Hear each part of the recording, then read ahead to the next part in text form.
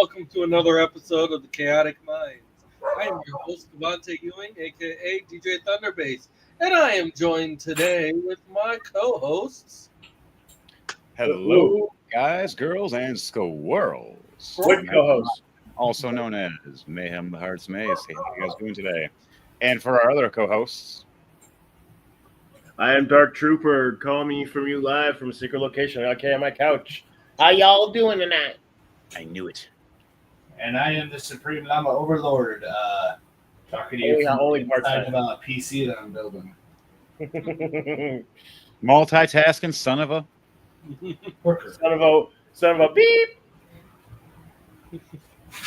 But we got a good show ready for you guys tonight. So let's start it off like we always do with our relationship segment with Mayhem Heartsmates.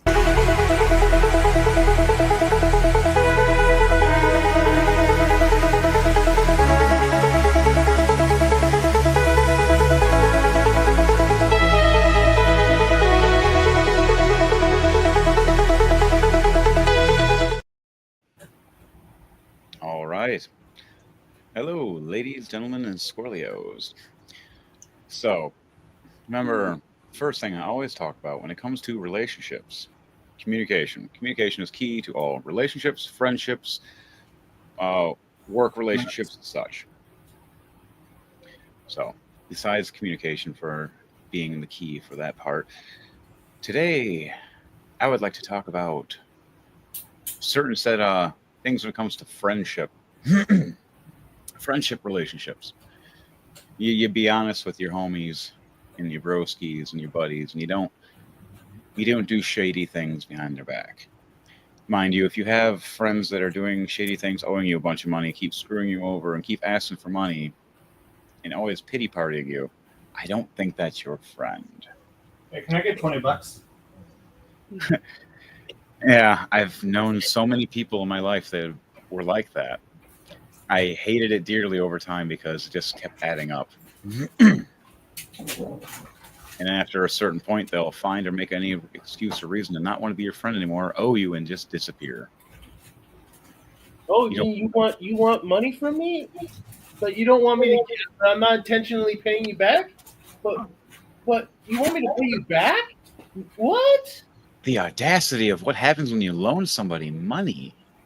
So, when it comes to friendships, things like this happen. You borrow video games, cards, clothing, or anything else such, or money, and they don't bring it back, and they just disappear with it, or they stop being your friend after and say, "Oh, it's theirs," or "Oh, you shouldn't have trusted me." Like, yeah, I shouldn't have, and you're a messed up person because of. When you use somebody, that's not friends. That's not a friendship. That's not a relationship. The same thing goes for. Damn it, Llama. What? The same thing goes for. You're scruffling in the background. I heard you. Whatever it is. It's fine. When it comes to also relationships as well, guys or girls, gold diggers go on both sides. It just seems to be the population is higher on the female side than the male side. It's only because of how they've been raised recently in the past couple generations. Shouldn't be like that. You shouldn't be looking at people for money or status manner. You're waiting at the finish line, hoping to get the best guy. Usually the best guy finds a woman on the path or the way. And that's usually what they want anyways. They want to find the woman first and then build their fortune together and stay together and have their kingdomship together and be happy. If you already meet a guy that's already built that kingdomship, what makes you think he wants you as a queen if you're not worthy or haven't earned it? He'll have a whole concubines. He'll have a whole group of ladies. He'll have a harem. Wait, what? Where? Yes, the harems. They do exist. Dressed like IG. There are the rare, 10 to 15% of men that usually get the 80% of ladies, sadly. I know I'm one of the 10 to 15%. And I actually saw stay away and try to avoid them. a short on that a couple of days ago where the guy was basically explaining to a lady, is like, you want a guy who is a rich man. That's like what? Like 5% of the population? of that 5%, there are already guys who are those rich people who are already married, or they are not interested in women, or Or not if they are, interested in her. they're interested in lowers that right. percentage to like 2%. Yeah. And of that 2%, they want now she wants she wants the guy to be fit or have the six pack. She wants the guy to be emotionally stable, or Well, it's 6 like and over.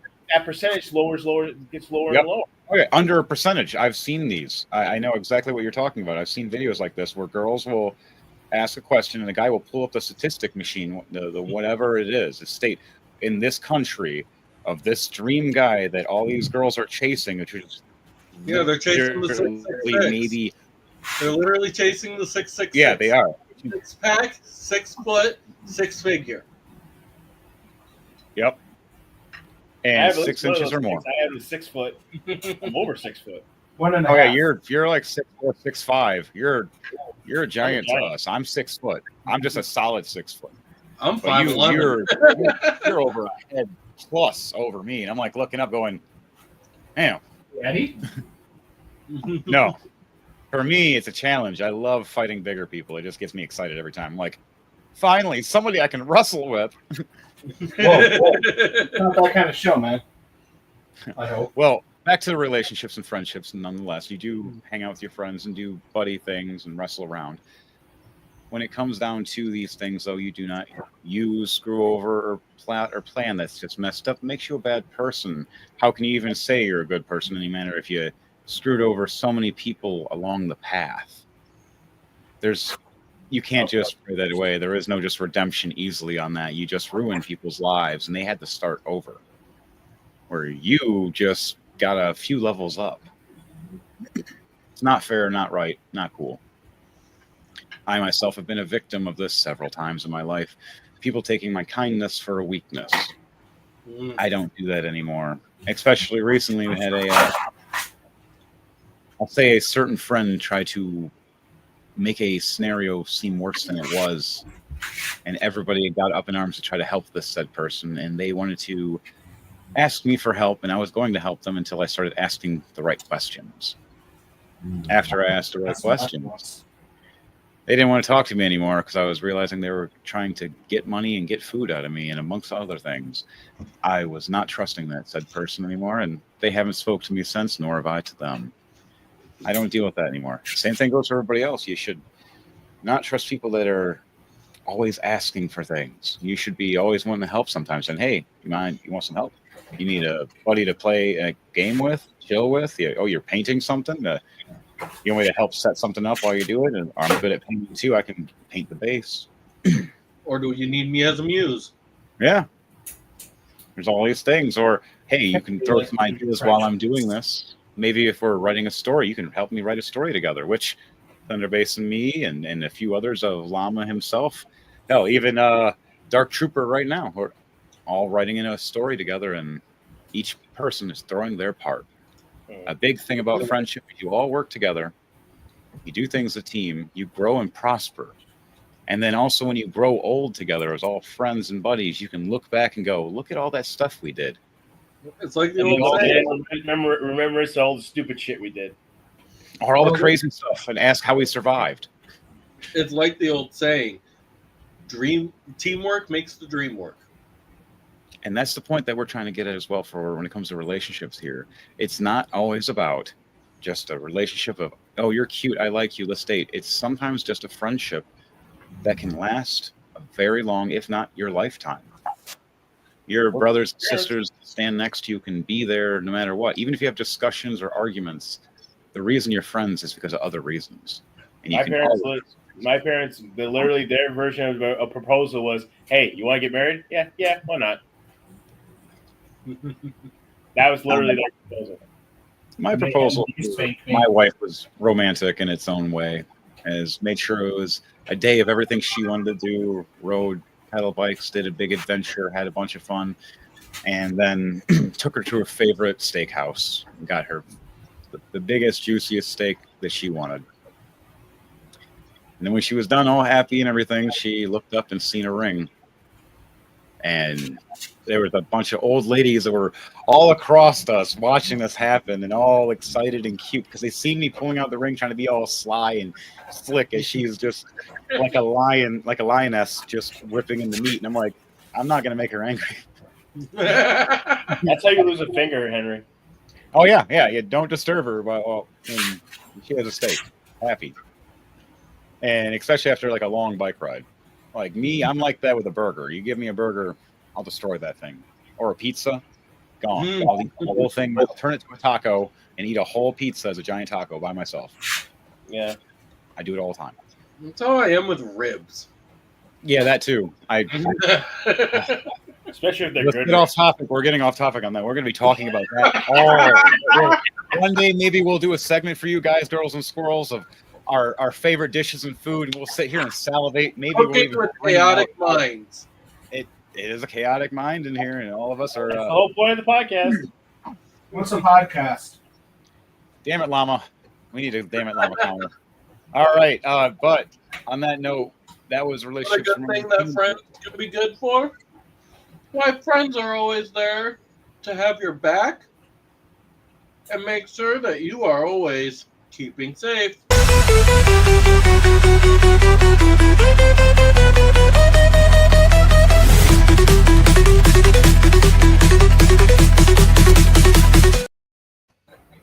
All right, so let's do a quick basic one for you guys before we go into the in-depth.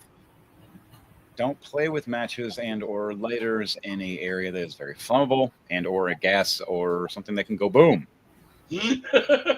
I got one for today for safety. All right, let's go to a square. All right.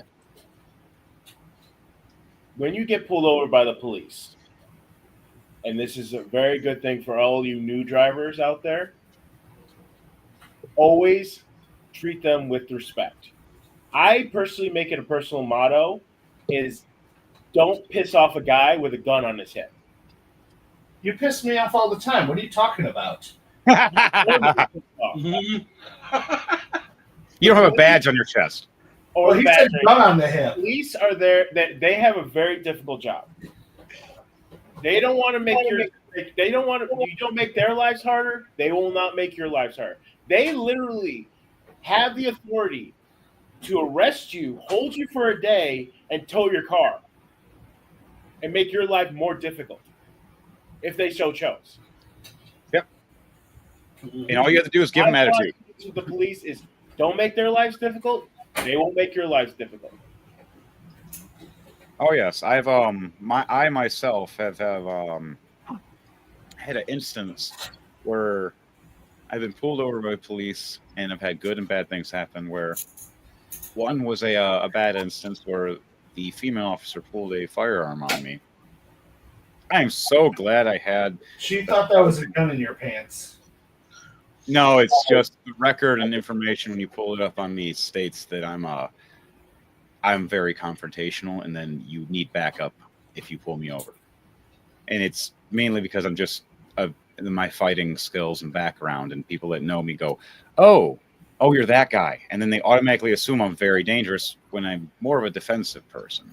I'm actually more of the guardian. I'm the protector. I'm here to help everybody. And the bad people are the ones that should be worrying about me.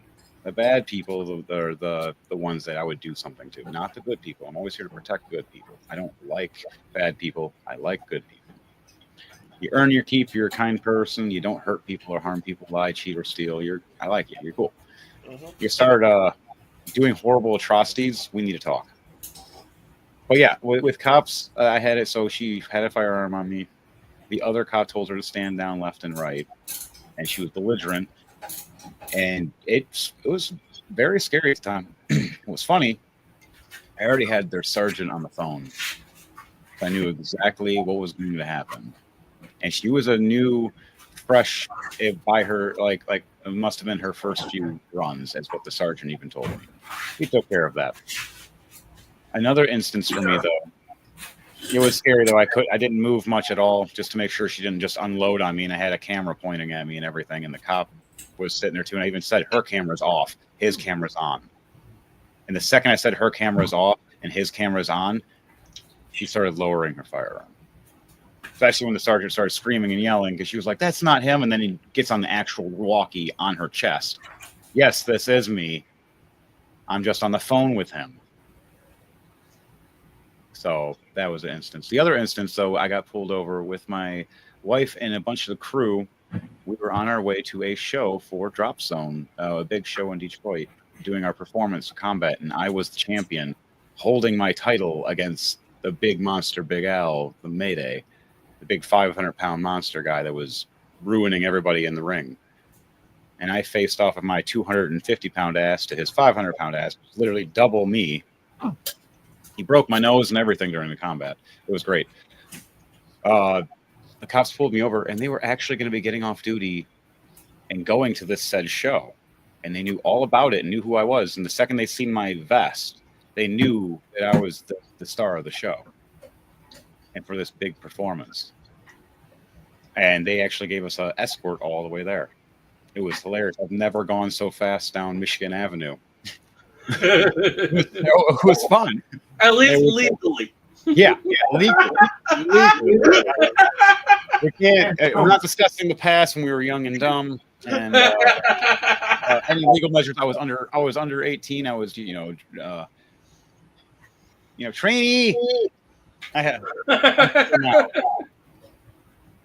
You get better and you get more skilled as you get older, and you learn your skills, harness them, focus on them. But I've had good instances with them too. When you are being pulled over by police, always be calm, always be respectful and honorable. Don't start arguments. Don't contradict stuff.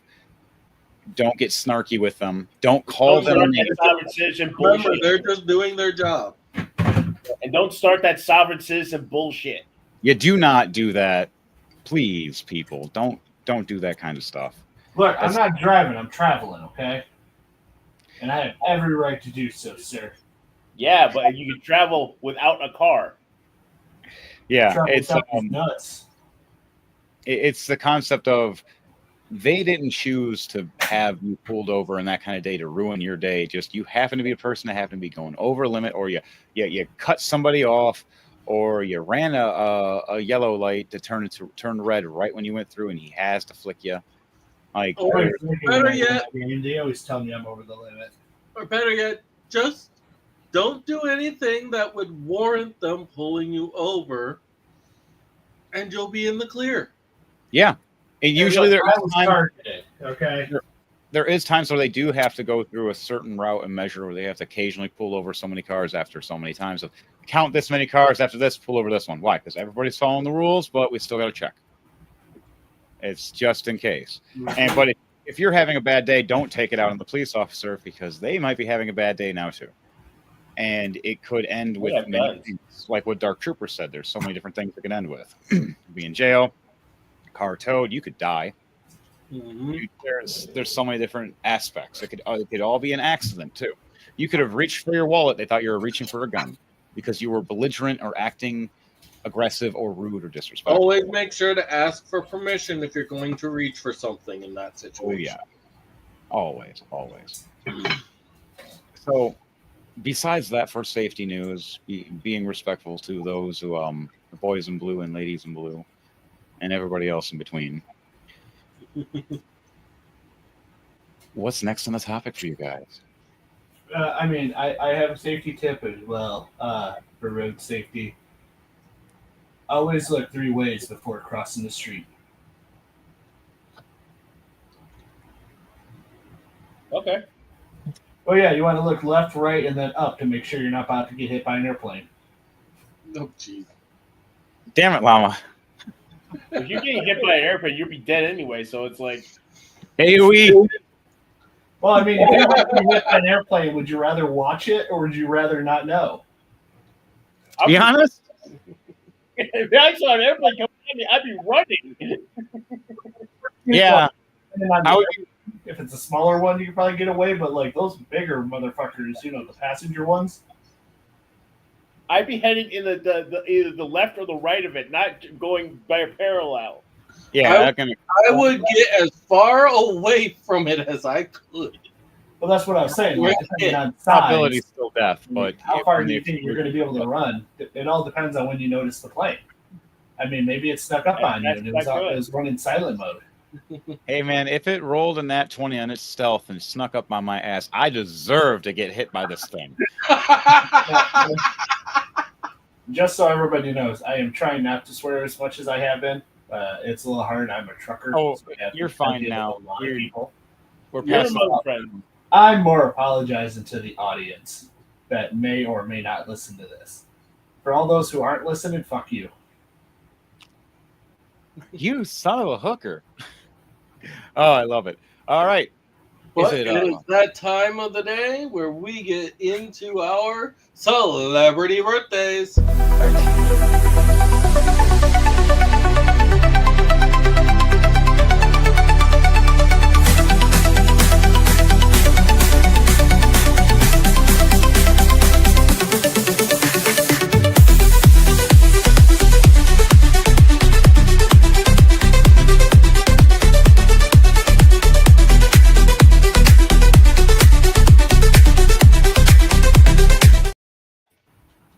And we are going to be starting off today with August 14th.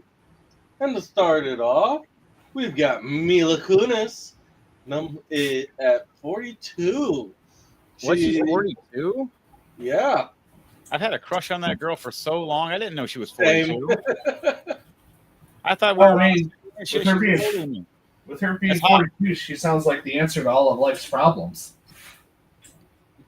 Oh, Damn. she's Jackie. Yeah, you didn't know that? Oh, She's yeah, also and she's also Meg. Meg. She's a teenager when she She's was in that also show. Meg. Yeah. She's also from Meg. Family Guy. Yep. She's Meg from Family Guy, which blows people's minds. They're like, I bet the voice actress is ugly. And they're like, oh my God, it's Lena Kunis. Like, oh, that's so hot. And she's married to Heath Kitcher. Yeah, but the sad thing is once they start talking about the Epstein file stuff, they both left the country and they haven't been seen since. Kind of weird. But happy birthday! How about I got one? How about Halle Berry, 59, movie actress. She was in Had a crush on her too. and Swordfish. I love the Swordfish was the first movie I ever seen her in. Also, that's where I seen her boobs. I can't tell you how many times I paused that damn movie, messed up that DVD. She's also Storm. Yep, she's also Storm, and she's Catwoman. Mm-hmm. One of the Catwomans. No. She is the fucking. She's also from Bond. Sugarcoat this shit. She played in Die Another Day. Yeah, she played in James Bond. There's a lot of How about stuff. Stephen Martin, 80, movie actor, who apparently got his debut on Saturday Night Live. Oh yeah, he's a great comedian and actor. He's funny. I've watched almost every movie he's been in, and let me tell you, there's some very adult, rated R movies he's in that make you question things. Like, what the hell? Here's one. Michigan native, from Lansing, Michigan himself, Magic Johnson. Does has show anybody who's Magic Johnson? We know he has the cure. Yeah, he's from Lansing. He actually went to East Lansing schools. How about Jackie Harry, a TV actress, 69, Katie. She played the mom in Sister.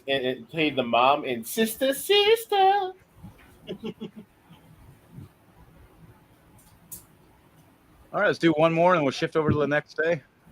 Kofi Kingston, 44 wrestler. Oh wow! All right, now we're gonna go into August 15th. Let's see. They're gonna go with Jennifer Lawrence, 35. Wait, what? She's only 35? Wow. Nice. Well, happy birthday. How about Anne Princess Royal, 75. She is the only daughter of Prince Philip and Queen Elizabeth II.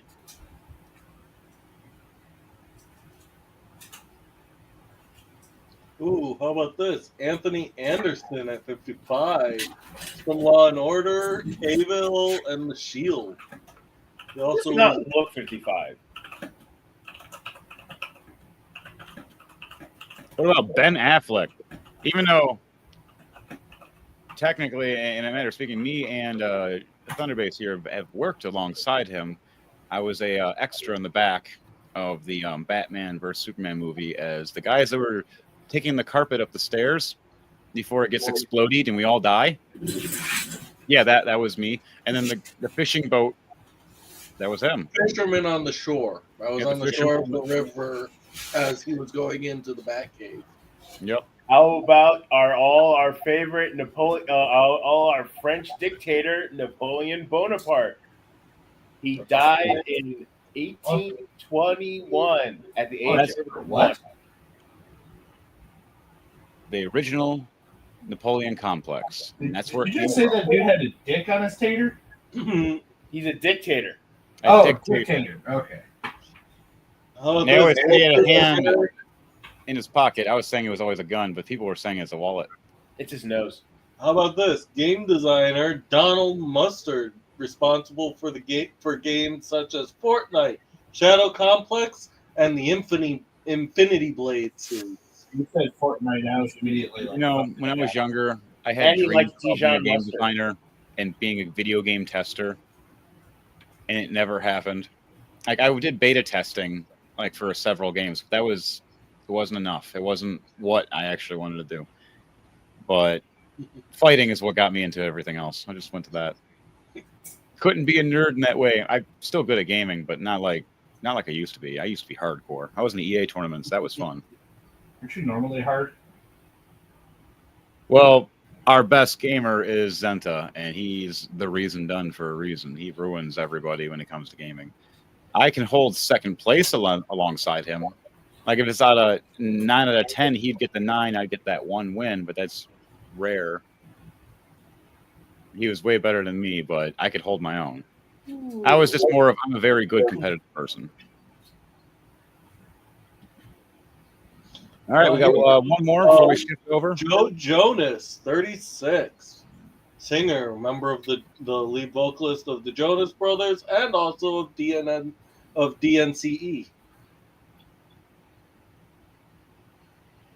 We got Tristan Evans, 31, drummer for the Vamps.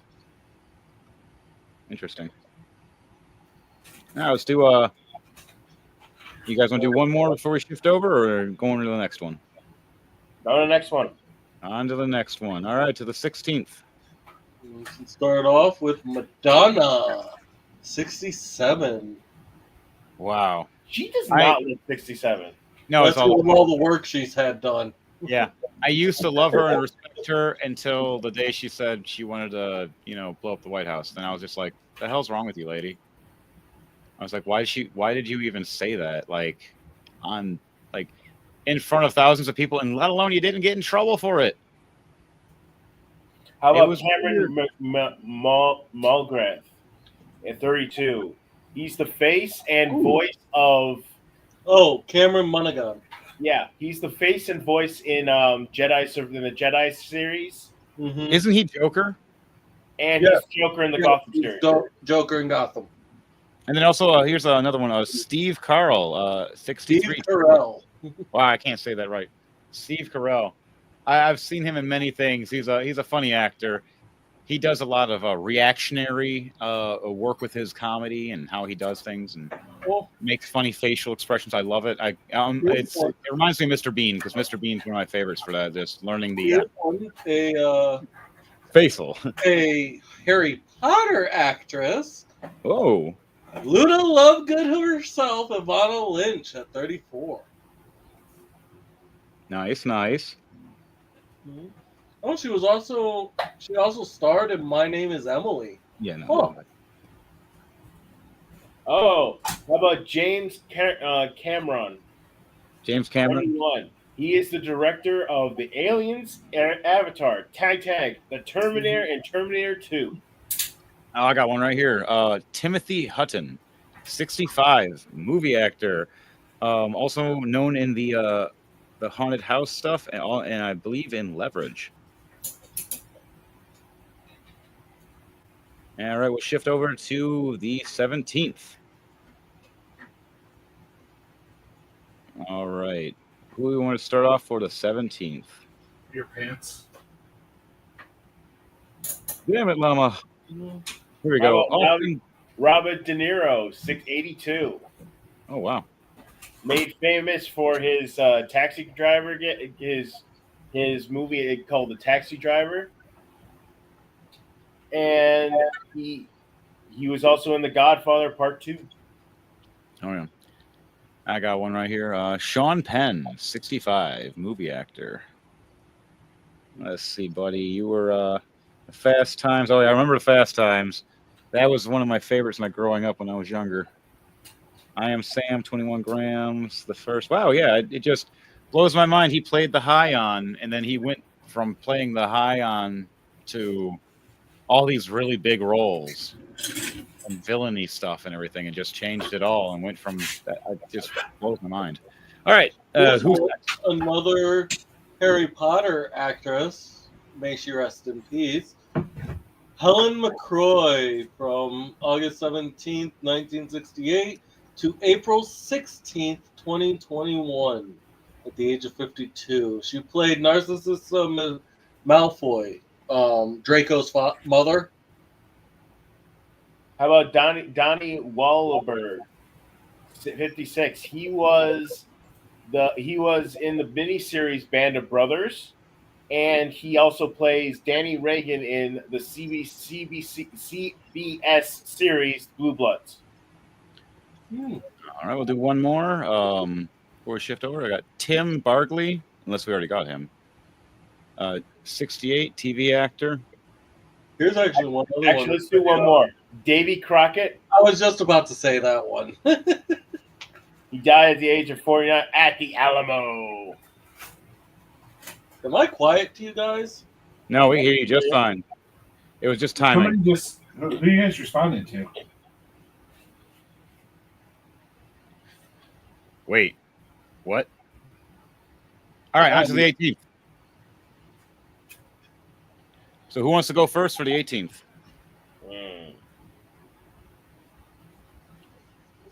Here's one that's newer. He died July 20th, 2025 at the age of 54. Malcolm Jamal Warner. He was best known as Theo from The Cosby Show. How about Got it. Andy Samberg? I was just about to get that guy. That's 47. great. He is the lead detective in Brooklyn Nine-Nine. And he's also an SNL native. We got a wow, I can't say it. Melodeline Pestek, 31, TV actress. Madeline Pesh. Thank you. I'm sorry I butchered your name. I will let you know a little story is that I actually had so many girls break up with me back in the day because I couldn't remember their names. I would give them little nicknames. I was so glad that my wife's name was something simple and that it was from a TV show that I loved. And then it finally could click in my head that this is the name. I've always had a name issue for the longest time. I always had to give someone a nickname before I figure out their real name. Don't play games with your mind, people, when you're young because you'll mess it up. All right, next. Patrick Swayze, 1952 to 2009. He was Mr. Dirty Dancing himself. And Roadhouse. And The Outsiders. Oh, he was in so many things, man. He wore a dress and everything. I mean, he was also did it in all. Red Dawn, Ghost, and Point Break. Let's see. Who else? How about Edward Norton, 56? He played.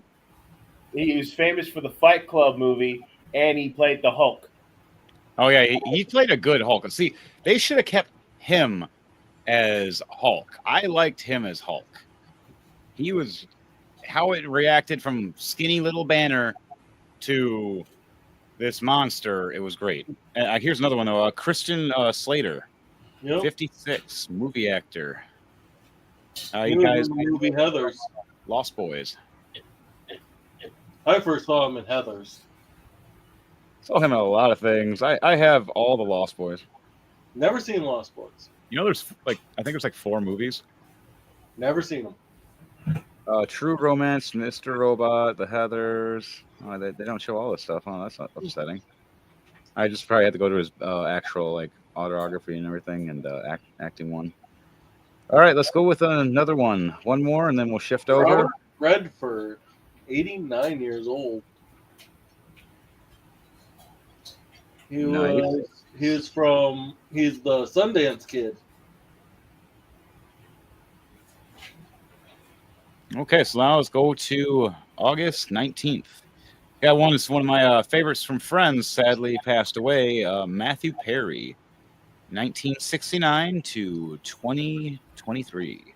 TV actor. He was also in some movies. It was in a movie that I actually really loved. Was Fools Rush In? I don't know if any of you guys ever seen that movie. I really love that movie, Fools Rush In. It was a Wait, that's not about us? no, it was a cute romance about a guy being a contractor. He had to go to Mexico to make this club in Mexico. Met this lady that was this beautiful Latina, and then they ended up being together. But when his parents came to meet and see him after his success, he was scared to tell them that she was the woman when they had pursued her as the maid. And it became this whole awkward thing, and then she got pregnant, and then there was a drama thing, and then they got back together, and there was a lot to it. But anywho, Love the movie. next one. Let's give ourselves a tool time salute to Bill Clinton. Wait. I was just about to start saying one as you Go cut me for off. 79, President of the United States. Okay. The Uncle Jesse himself, John Stamos, 62. Oh yeah, and the pedo president at 79, Bill Clinton. I mean Epstein Island. I mean, you're wearing a dress. He screwed over my family. I don't appreciate him. How about Coco? All right, back to it. Who? She's a French fashion designer. Oh, Coco Chanel. Coco Chanel. Chanel, 1883 to 1971. Creator of the Chanel handbags. Nice. How about this one? Fat Joe at 55. He's a rapper. Oh, happy birthday, Fat Joe. Fat Joe needs a cup of Joe. Right. All right, do one more, and then we'll shift over to the next one, and then finish it off. Got here we go. Corner. Kira Sedgwick, 60 years old, TV actress. And we'll go to the 20th, which is today. Who would like to start off for today? Demi How about Lovato, Andrew Garfield, 33. 42. He's in Spider-Man one of the Spider-Man. Timing. Oh, and he played in Hacksaw Ridge. All right, Thunderbase, what was yours? Demi Lovato, 33. Pop singer, actress. Nice. Okay, let's see. Who else do we got in here? Amy Adams, 51, movie actress. I remember her in some things. Yeah, American Hustle, Junebug, Doubt, The Fighter Master. How about Michelle Collins, 51. He played an angel in Supernatural. How about this? Guitar legend himself from 1966 to 2004, Dimebag Darrell. Oh man, that was a classic. You got another one right here. Ray Wise, 78, TV actor. Let's do. You guys want to do one more or? How about this one? Robert Plant, 77, the lead vocalist to Led Zeppelin. Oh, I got one. James Marster, 63. He played Spike in Buffy the Vampire Slayer. Mm.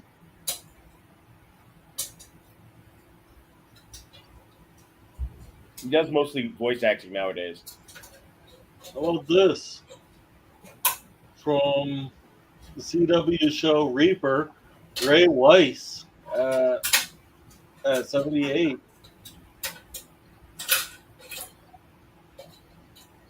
Oh my gosh. What? Al Roker at 71. All right, and looks like that'll be it for our birthdays, for celebrity birthdays for this week. Happy birthday to everybody. Sorry if we missed any. We didn't get to all y'all.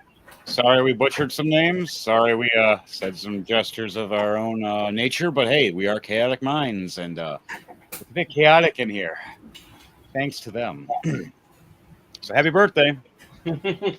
And let's go off to the next segment. Is it lore time? It is time lore. Lore.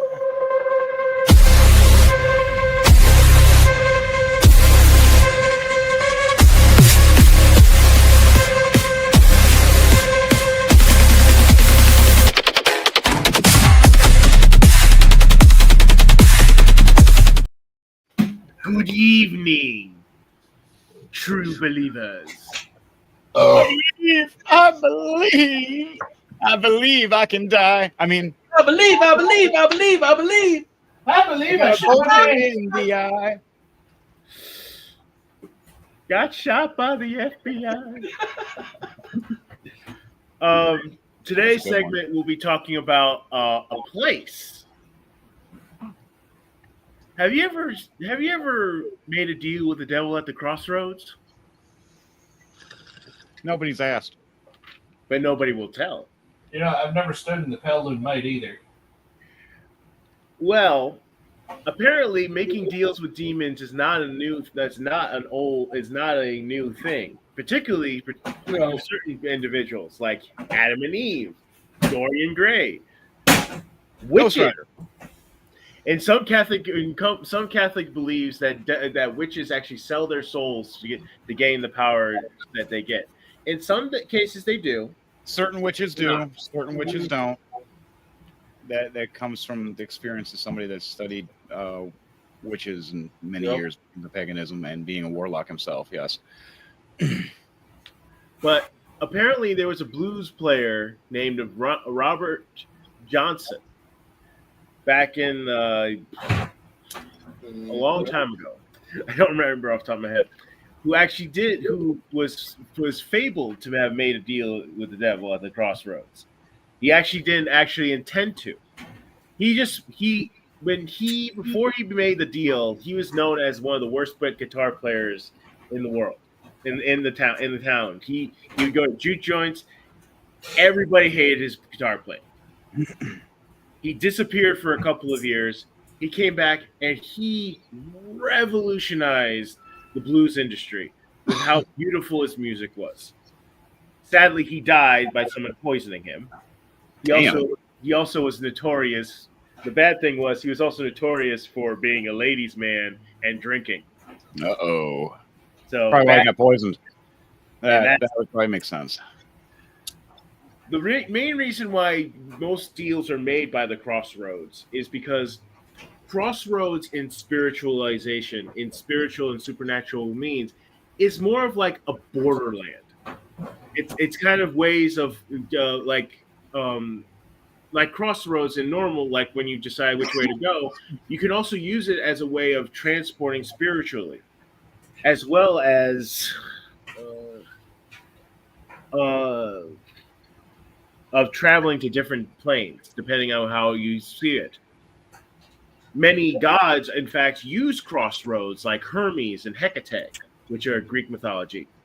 In fact, in Great Britain, back in the day, they would actually bury criminals by crossroads because in certain supernatural beliefs, it was actually the dead would actually get confused at crossroads, so they couldn't find their way, so they get stuck in this kind of limbo.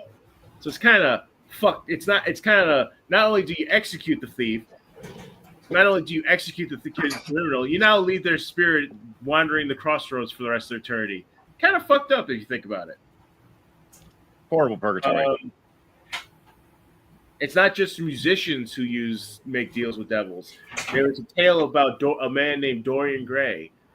In some segments of the tale, he actually made a deal with the devil to keep himself young and beautiful forever.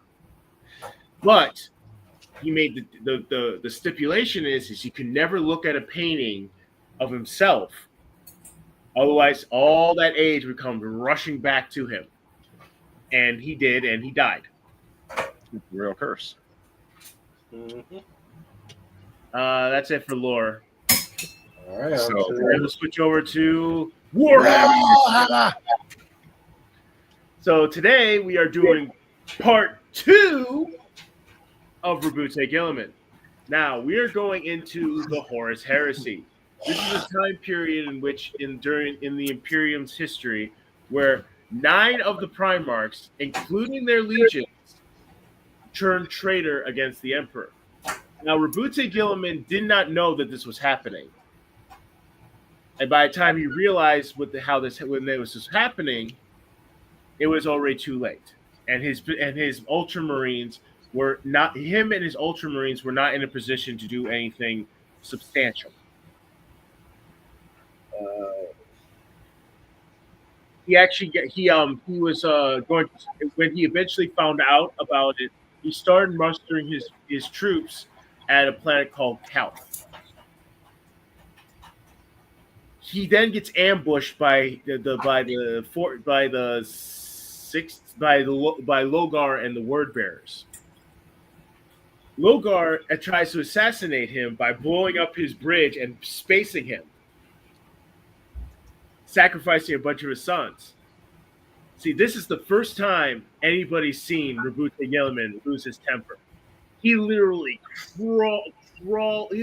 claws his way to ripping Wordbearer traitors apart. He hit one so hard he knocked his head right off his shoulders.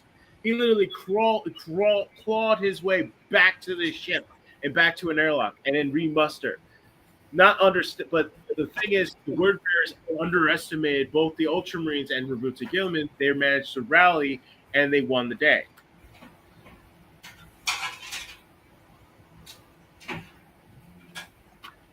To the next section.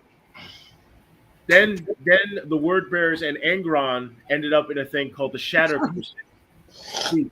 Their main task was to isolate the Ultramarines from the wider heresy. If they could recruit him, they would be better, but they didn't.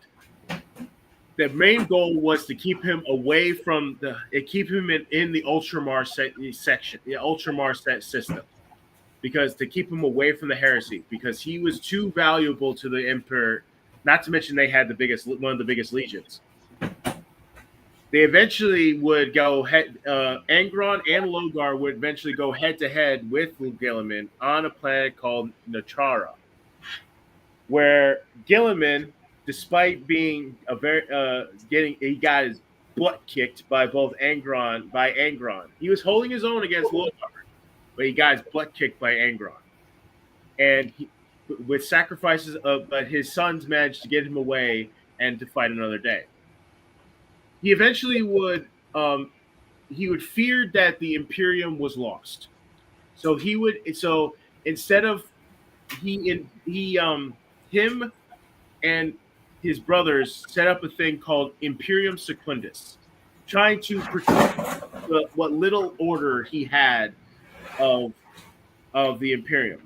Unfortunately, the Lion, Sanguinius, and Gilliman being semi-suspicious with each other, butted heads, and ultimately, they eventually would agree to try and break through the runestone that was isolating them from the wider Imperium. They managed to do so. Gilliman and the Lion managed to open a right way so that Sanguinius and the Blood Angels could get to Terra and fight the final battle. Where was I? Gilliman would make it to Terra, but ultimately get there too late. And one of his greatest regrets was getting there too late, not to be any help. All he could do now is mop up and go after Terra. He would eventually be named as Lord Commander of the Imperium, and also pen the thing called the Codex Astartes. This codex would divide the legions into manageable 1,000 Space Marine strong chapters, where they were required to maintain, equip themselves, and recruit by themselves, and keeping a rigid structure and system and guidelines to keep the chapter safe. He would eventually fight his brother Fulgrim and become grievously wounded, getting his throat slit by Fulgrim. Not just his throat physical, but it's also spiritual. His sons managed to get him away and put him in a stasis field. And for 10,000 years, he sat in the Temple of Correction in a thing called the Shrine of Rabute Gilliman. For 10,000 years, he sat there, sleeping throughout the entire history of the Imperium. That sounds boring. And we will continue that story on part 3 for next week. You guys got any questions? Well, besides him being like put in pretty much in a coma for 10,000 years, being screwed over, why don't they just make him a dreadnought? That you gotta ask them, because he actually wasn't dead. He's still alive. Yeah, I was saying, dreadnoughts still repeat. They can still function. You can still have, and just suit him up in that. His skills and battle tactics, let alone having a heavy machinery if they get too close to fuck somebody up, would have been great. I didn't write the story. No, but we can edit it. Let's go into the next segment, though. It is time for everyone's favorite moment. Here's our political chat.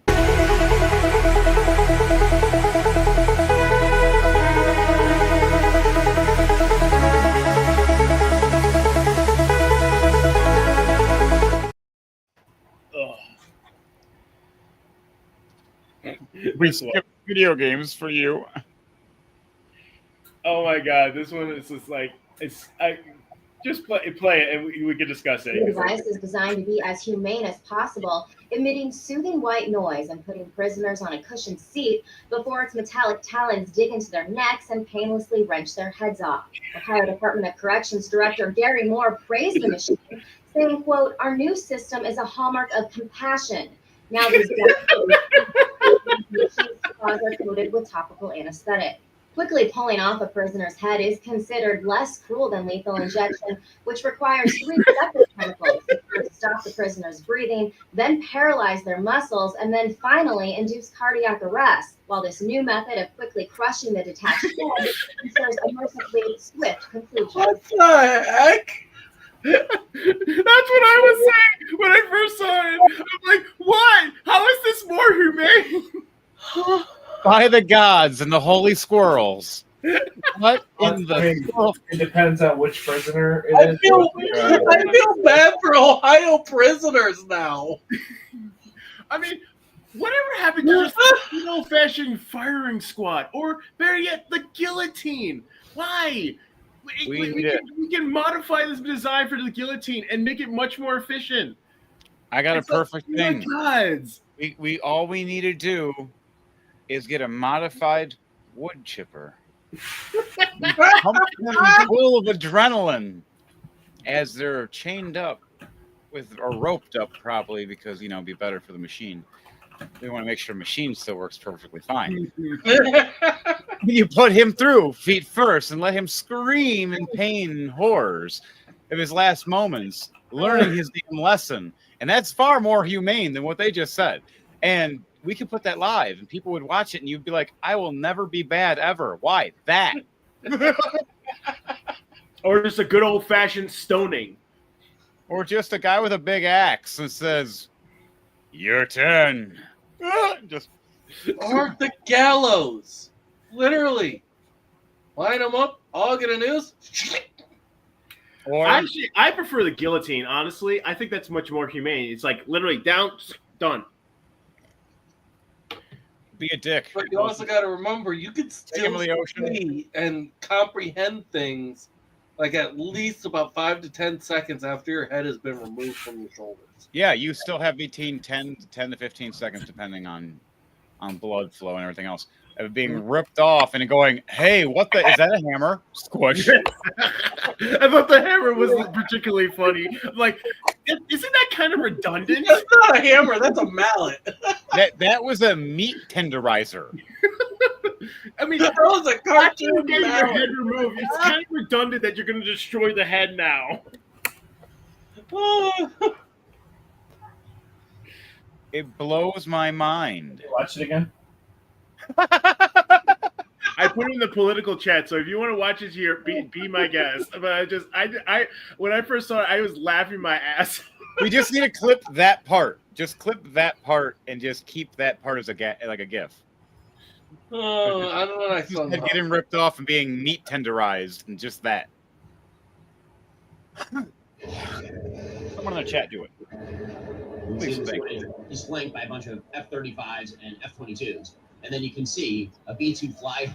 I think that's great. I think it's great. I think that the whole nation, Well, That yeah, is the I mean, yeah, perfect American interests, show of I American mean, muscle. the reality that America is a military dominant The only power thing Russia respects in human history is power. and particularly Putin, because the thing with Putin is that he's a dictator, and dictators only respect. He's a bully, and bullies only respect when you go turn around and punch him in the eye. A bully of the bullies. To be honest, I was when I first saw that, I was so expecting his old entrance theme to just start playing out of nowhere. Yeah, you're back to the WWE. Oh my Just god! hearing Yeah, the it was great. YMCA.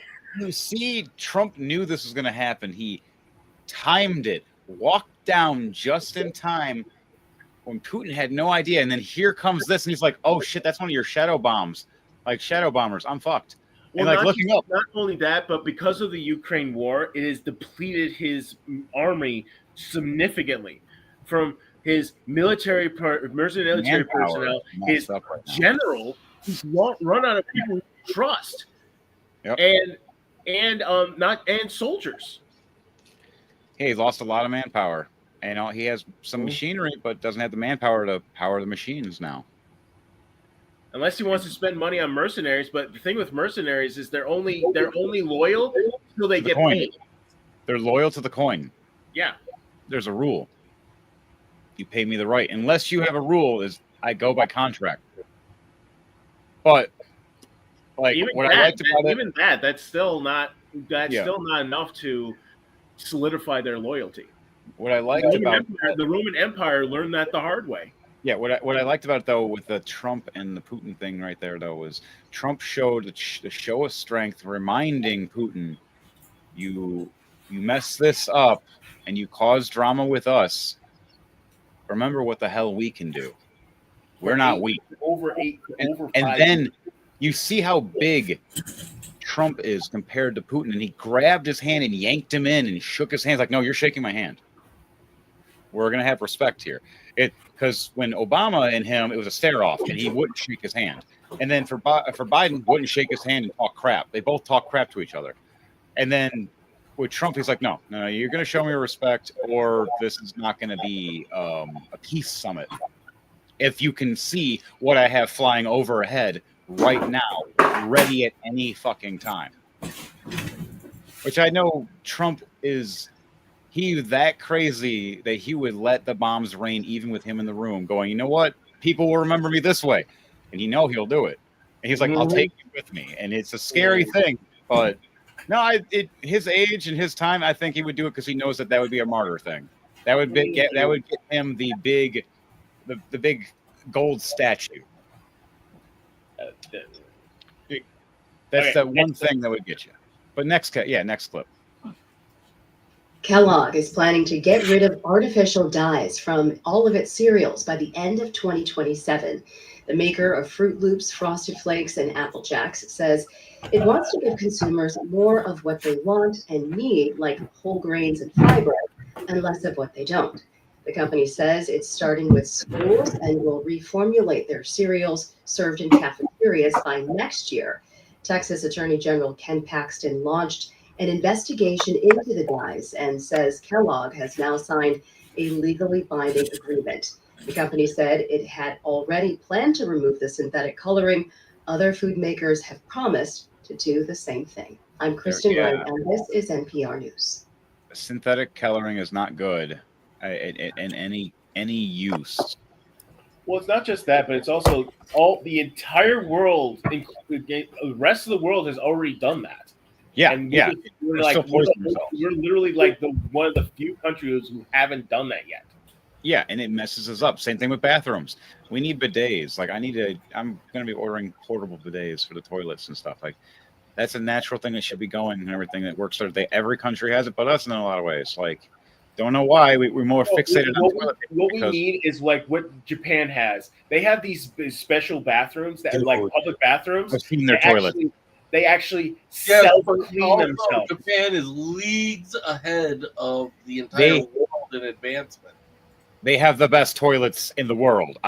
In one day, that is something I would love to have. Is one of the Japanese. Japan is considered the cleanest and most hygienic country in the world. I like being clean. I don't like dirty. And I would go to a bathhouse. Oh yeah. I'd be like the biggest guy in there. I'm like, You would be. No joke. That's Trooper. No joke. If you showed up there, you would be worshipped in a lot of ways. Your size, your mass, your friendliness, your beard, and they would love you. Yeah, Like, they would probably think of you as like a sumo, and sumos are treated like kings. mm-hmm. And you're naturally a big guy, not including like when you start following my workouts and everything and trainings, you're going to be a monster. Like you're already powerful. Imagine with putting more effort. Yeah. But yeah, those artificial dyes should have really been taken out years ago. Yeah. It's messed people up like me. I had a lot of problems back there because of that. Fake dyes, stuff like that eats my insides up. But I know why they didn't do it because it would cost more. But the thing is, it's like, what's more important? You're poisoning American product or spending money on lawsuits. Poisoning the American people. I like lawsuits. They just like, oh, we can. Yeah, here's the thing. They actually do that. Oh, well, we can handle the lawsuits. We can handle that and still keep going because we'll make more money off of the product sales for the next 50 to 60 years before they figure it out. So yeah, let's go to the next one. Vladimir Putin and Donald Trump just wrapped their massive press conference in Alaska, and they both agreed on the structure of a ceasefire deal to move forward and promise no further escalations and want to confer with their own sides and get peace done. That is the major takeaway. But there's something else that happened that's remarkable. Vladimir Putin looked at the press of the world and said, let me tell you something. If this man, pointing at Donald Trump, had been in power over the last 4 years, there would be no Ukraine war. This is something President Trump has said a lot. If Putin, it wouldn't have happened. President Trump saying that if he was the president, he was scared of Trump. And that was, He never would have turned. He never would have moved on Trump. You can look at all the history. He moved in on during Obama's reign. He didn't move in during Trump's reign. He moved in during Biden's reign. Now he moved in prior to to Bush's reign. There's different things that Putin did during weak presidency. When he didn't like somebody and didn't respect them, you notice he attacked the country. When Trump came in, he was like, "Oh fuck, this guy's nuts." I watched him in WWE. I know he could beat someone's ass. Plus, he's bigger than him, like a foot, like a whole head plus taller. But yeah, carry on the rest of it. Like, quite sure that it would indeed be so. I can confirm that. Then something remarkable happens. Vladimir Putin says in English that Donald Trump's invited to Moscow and they should do their peace summit in Moscow. When was the last time you heard Vladimir Putin speak? That would not be a good idea. That would be a bad idea. it would be a bad idea, yes. But him speaking in English is a rare thing in general. He never speaks English to any American, like it's a whole Russian thing of power, and then he spoke English, and they're like, wait, what? Speak to you very soon, and probably see you again very soon. Thank you very much, Vladimir. Next time in Moscow. Oh, that's an interesting one. I don't know. I'll get a little heat on that one, but I can see it possibly happening. So these are all very, very good.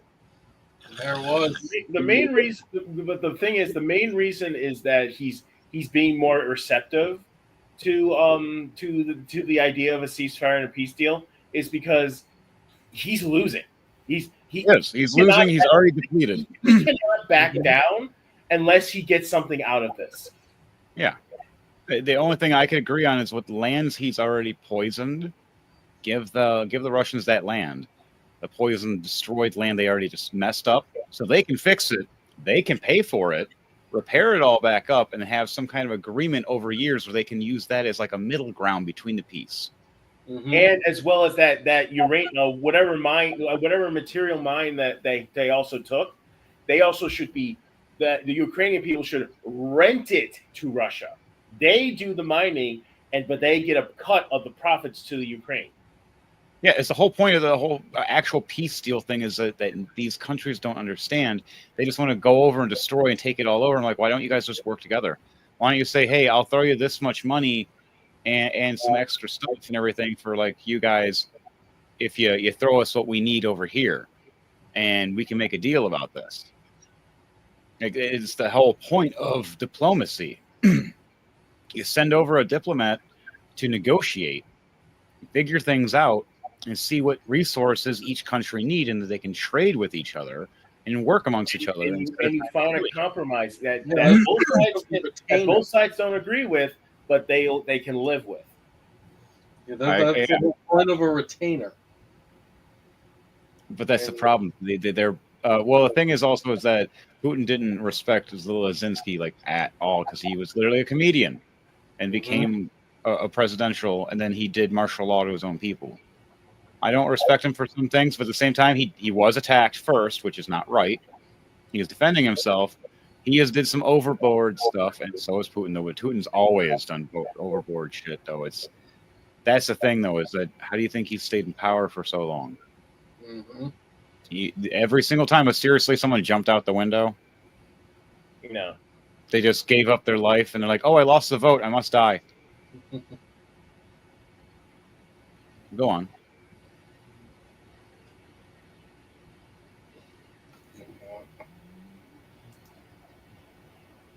And all of our Democratic elected officials. Sorry, I have to leave. They said it's a felony for me to do this. Apparently, I can't be on the floor or in the bathroom. Well, you told me I was only allowed to be here in the bathroom. No, hang on. Bye, everybody. I've got to go. Hey, that is outrageous. And first of all, let me tell you something. Representative Collier in the bathroom has more dignity than Donald Trump in the Oval Office. There you go. That is outrageous. What they're trying to do right there is silence an American leader, silence a black woman. And that is outrageous. And I hope everybody takes note of that. The fact that she can't even let her voice be heard is freaking outrageous. Like, they're pulling the racial card first off. No. Secondly, that it doesn't matter if she's black. Not what they were doing to her.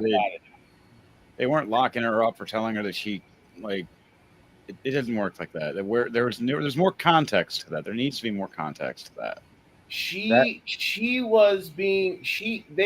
The Democrats were, when they came back from their exile they were required to sign a permission slip so that they could leave. She refused to sign this permission slip because it's absurd. They should not be having to sign anything to leave a fucking building that they are required to be there. They need it depends on the stipulations, how they were hired, and what the contract states originally they signed first. From there, also goes by what agreements are. It's just pretty much like, I'm signing in, I'm signing out. That's all it was supposed to be, was, hey, I'm not going to be here or do this, instead of walking out. And then they still came in, and still the vote happened anyways. And they still lost. Like, it didn't make any sense. It was still unwanted drama. They shouldn't have done it in the first place. They should have just went with everything and everything would have still came out the same outcome without the drama, without the publicity, because that's what it was about, was a publicity stunt. Look at us, we stood against the man. No, it's the whole left-right politics. Why does it have to be the man? Why couldn't they stand against the woman? Well, when the first woman president is actually in office one day, we'll have one day, but they'd have to be trained accordingly and understood accordingly. Like, well, if you kind of think about it, in a sense, we kind of did already have that. Yeah, secretly for the past 4 years, because Joe Biden was only ran office for the first half of the 1 year, and then and then he was impeached. Did people forget that we impeached Biden? Yeah, they did impeach him, and no one talked about it. That's going to go anywhere. They tried to impeach him. They didn't succeed. And they tried to do that with Trump, and they failed because they got pulled back. No, he got impeached. There wasn't enough evidence to remove him. Yeah, and then at the same time, they also dropped the impeachment, proving that he was right, because they did drop it. It was funny. There's all this stuff when it comes to this, and when it comes to we know that there was other people running the office when he was not knowing what he was at half the time. He was bumbling around. They were injecting him with drugs. They had body doubles at half the time. Like, there's some problems there. And we all could see it. So was Jill Biden running the show with Kamala as the like this cute little lesbian couple? Like, what was going on? Hey, they weren't doing a good job. I lost more money and more jobs in the Biden's reign than ever. Actually, Biden made more jobs than any other president in history. No, those were hyperinflated, and they showed it. There's a lot in that. There's so much lies, because there are a lot of people that went, and the thing is, they're trying to count people that applied, didn't actually get the job either, and that was the thing they were doing, the tax write-off, which a lot of companies are doing. That's how they were doing a bunch of applying for jobs that they wouldn't hire anybody. I know, because they did that to me for a lot of different places, and I had to reapply 4 or 5 times and tell them, yeah, this is my 6th or 7th interview, and they're like, really? Why? It's like, you guys should have hired me the first time. It's like, what? You didn't. It's because you guys are doing this as a tax write-off. They're like, well, we do have that. How'd you know that? It's like, I know how companies run. I looked this shit up. I run one now. We do. But that's not the point. The point is there's a lot of shady dealings that were going on, and we found out that technically it was Obama really running the shadow show. That's why they're trying to get things on him for treason, because if anybody ever looked up the Obamagate stuff, look up #Obamagate, find out the truth, look up all the stuff. There's so much. I don't have to tell you. You can look it up yourself or learn it yourself, because the best way to teach a person, for someone to learn, is for them to learn it themselves, because when you try to tell them the answer, they're usually not going to retain it, and or they don't care now, and they're going to try to do it their own way, which they should have just done themselves. But there's the next clip. There was no systemic racism that I've experienced here in America. What system is racist? I think the only racism we've actually seen recently, systemic racism we've seen, is the application of systemic racism against white people. The University of Western Washington, for example, has been trying to segregate dormitories, using black-only dormitories, because black people feel safer amongst each other. You have King Von rapping about killing other black men. Why should I think that the white man is the oppressor? You need to think about me as your mama. Do not talk to me in that fashion. So let's check that now. Okay, so literally no response, just bizarre buzzwords. Cut him off. Subsidized education. Instead of actually answering. Degree at Columbia University, masters with a. Yeah, there's another one that I sent that connected with that one, but it doesn't matter. The point is that she had this interview with all these different people. Yeah, she did. She did the Jubilee, one person versus 20. Yeah, and she was horrible. Half the stuff she was spewing. Because the problem is that I have to watch it. I haven't actually watched it. Dude, you can watch it. Go ahead, please. She was sprouting stuff that wasn't true, and everybody was calling her out for it, and she was getting pissy and trying to do. Well, the problem is there is such thing as systemic racism, particularly in our police force. but that's beside the point. The problem is that racism still exists in America because people still think that way. There are still people out there who think that, oh wait, your color of your skin is different than mine. I don't like that. I'm scared of that. And they kept that fear that's come back from the freaking. Well, here's the thing about that is that comes down to some people's stereotypes, sadly, that do happen because sometimes stereotypes are real. But at the same time, it also comes down to how it has been projected in by corporations and or companies and such.